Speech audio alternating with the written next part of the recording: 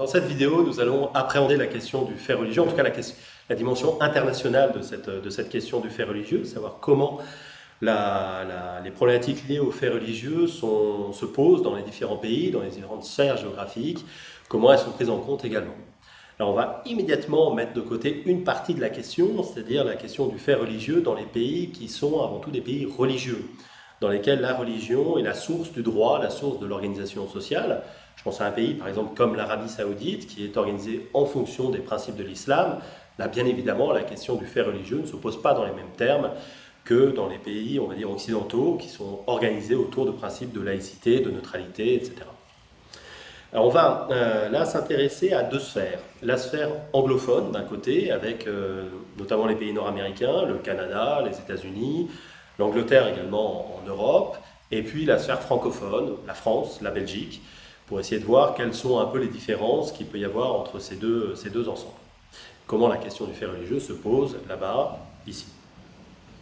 Alors il y a un point qui est relativement intéressant lorsqu'on s'intéresse à ces deux ensembles, c'est le fait que lorsque la question du fait religieux est posée, lorsqu'elle arrive dans l'actualité, elle arrive par le même média, c'est-à-dire elle arrive par la question des accessoires, par la question des vêtements, par la question des objets religieux portés, donc par des gens qui vont au travail avec un foulard, qui vont au travail avec un turban, qui vont au travail avec une croix, bref, avec des objets et des vêtements à caractère religieux. Donc ça permet d'avoir un point de comparaison relativement intéressant. Il y a un premier élément qui est notable sur cette question-là, c'est que les problèmes ne viennent pas forcément des mêmes religions entre les différents pays. Par exemple au Canada, aux États-Unis, également en partie en Angleterre, c'est les sites, la pratique site pose pas mal de questions. Là.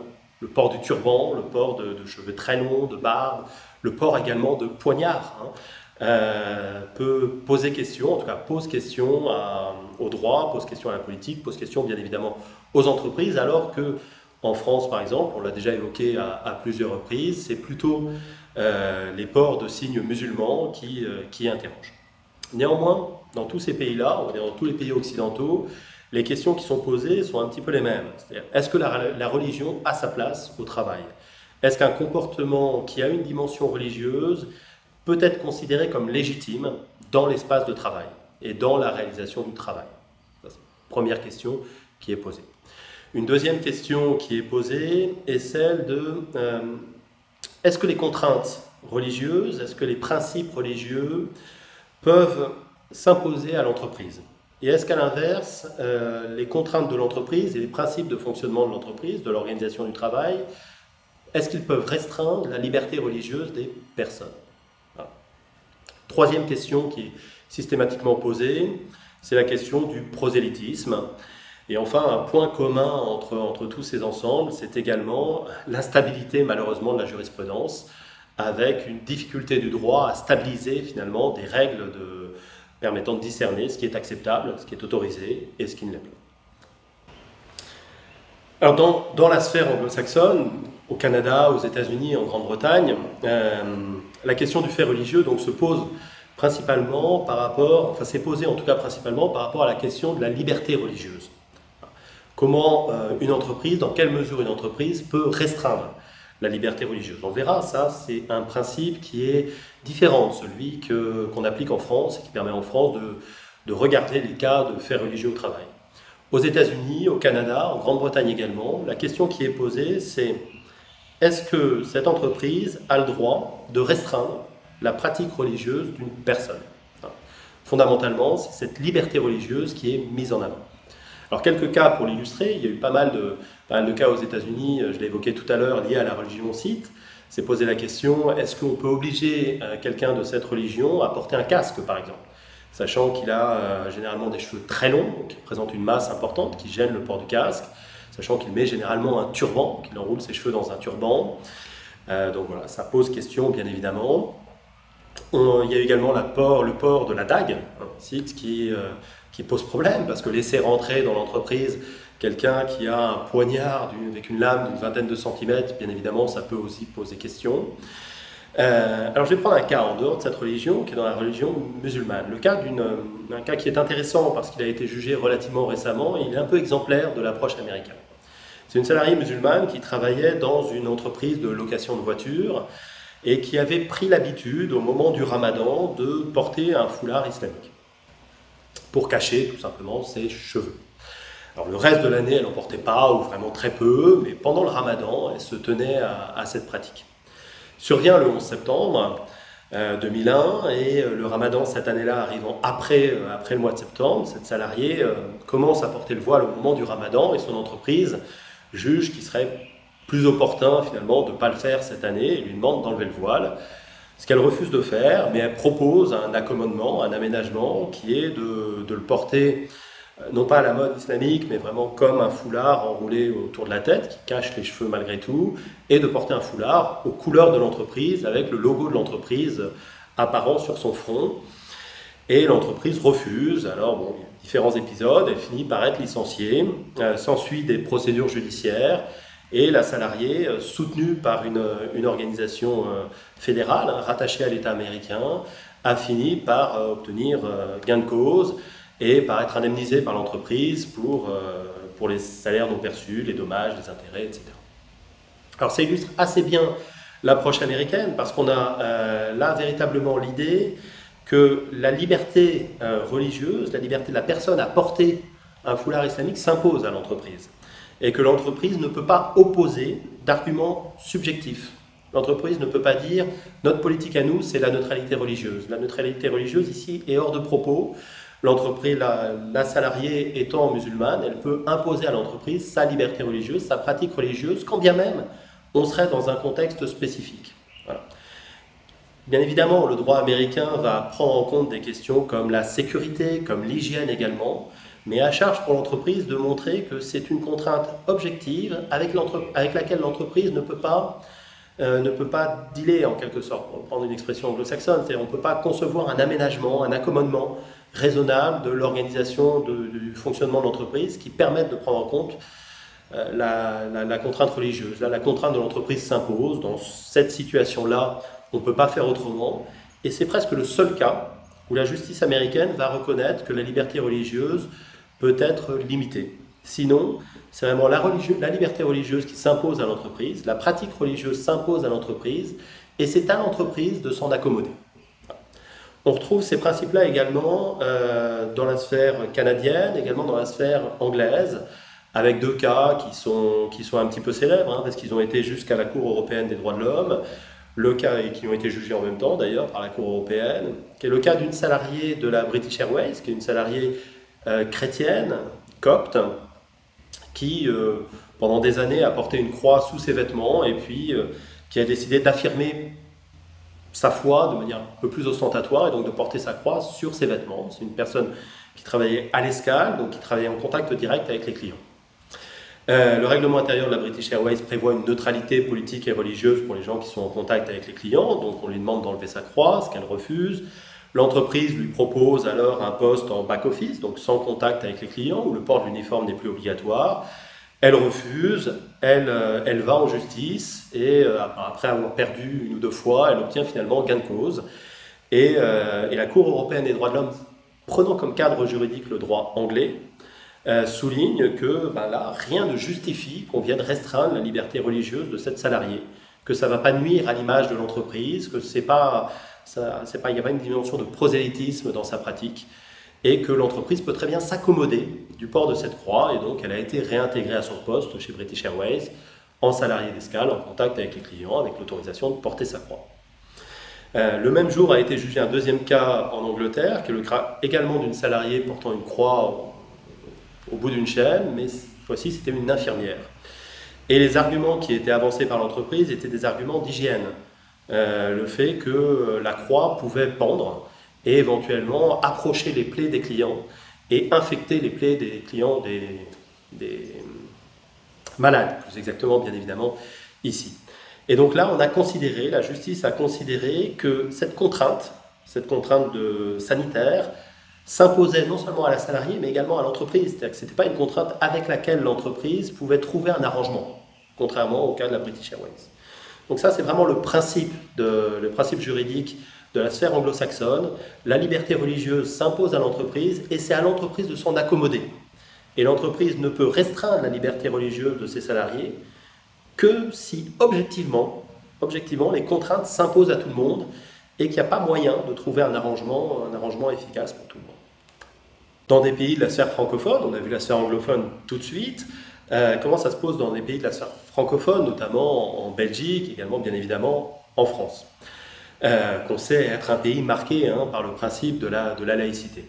Alors il y a le cas bien évidemment de la crèche Babylou, qui est un cas un peu emblématique. On peut penser aussi à d'autres cas. Il y a eu un cas récemment chez Carrefour, d'une caissière portant le voile. Alors, que s'est-il passé chez Babylou, pour revenir sur ce cas-là? On a une salariée qui occupe un poste de management dans une crèche, qui part en congé maternité, qui revient voilée alors qu'elle ne l'était pas, c'est une salariée musulmane, qui refuse d'enlever son voile, la crèche étant une crèche qui affiche une neutralité religieuse. La hiérarchie lui demande d'enlever son voile, ce qu'elle ne fait pas, ce qu'elle refuse de faire. Et au final, elle est licenciée, s'ensuit un épisode judiciaire avec différentes étapes, mais qui aboutit à donner raison à la crèche. Donner raison à la crèche avec quel argument? L'argument notamment de la protection des enfants, et puis l'argument du bon fonctionnement de l'organisation. Pour que la crèche puisse bien fonctionner, il aurait été préférable que la salariée ait un comportement qui soit neutre du point de vue religieux. C'est en tout cas ce que la justice a mis en avant. On a eu d'autres cas, je les ai évoqués, le cas d'une salariée de Carrefour qui, elle, au contraire, a été autorisée à garder son voile parce que la justice a considéré, alors ce cas n'est pas totalement terminé au niveau judiciaire, mais la justice a considéré au moins dans un premier temps que cela ne gênait pas la bonne réalisation du travail et le bon fonctionnement de l'entreprise, quand bien même elle était en contact direct avec les clients. On peut penser également sur un mode un peu différent, et puis c'est un cas sur lequel on reviendra un peu plus tard dans une autre séquence vidéo, mais à l'entreprise Paprec, qui elle a édité relativement récemment un règlement d'entreprise à la suite d'une grande concertation avec l'ensemble des salariés et des organisations syndicales, un règlement d'entreprise qui bannit littéralement de l'entreprise tout ce qui a un comportement religieux. Alors, cas Paprec est relativement intéressant parce que malgré tout, le principe en France serait plutôt celui qu'il est interdit d'interdire. Il est interdit d'interdire, mais l'on peut contraindre. Voilà. Le principe, on l'a vu dans la sphère anglo-saxonne, c'est que la liberté religieuse prime sur les contraintes de l'entreprise. Et les contraintes de l'entreprise ne peuvent venir restreindre la liberté religieuse que si l'entreprise est de bonne foi, c'est-à-dire si elle a essayé de s'accommoder un peu de ses propres contraintes, si elle a essayé de les travailler, et puis si vraiment elle ne peut rien faire, ça s'impose effectivement aux salariés. Le principe dans la sphère francophone, c'est presque l'inverse. C'est que le bon fonctionnement de l'entreprise, le fonctionnement neutre de l'entreprise s'impose aux salariés et que la liberté religieuse ne se fait que sous réserve que ça ne remette pas en cause le bon fonctionnement de l'entreprise. Alors ce bon fonctionnement de l'entreprise, comment il est défini? La HALD, en son temps, avait défini un certain nombre de principes, des principes de règles d'hygiène qui s'imposent aux salariés, des principes de règles de sécurité qui s'imposent également aux salariés, des principes également d'image de l'entreprise. Il ne faut pas que le comportement religieux remette en cause l'image de l'entreprise vis-à-vis des différentes parties prenantes, que ce soit le monde extérieur, que ce soit ses clients, en interne, etc. Et puis des principes également de bonne réalisation du travail. Donc on a ces différents principes qui viennent restreindre la liberté religieuse dans l'entreprise.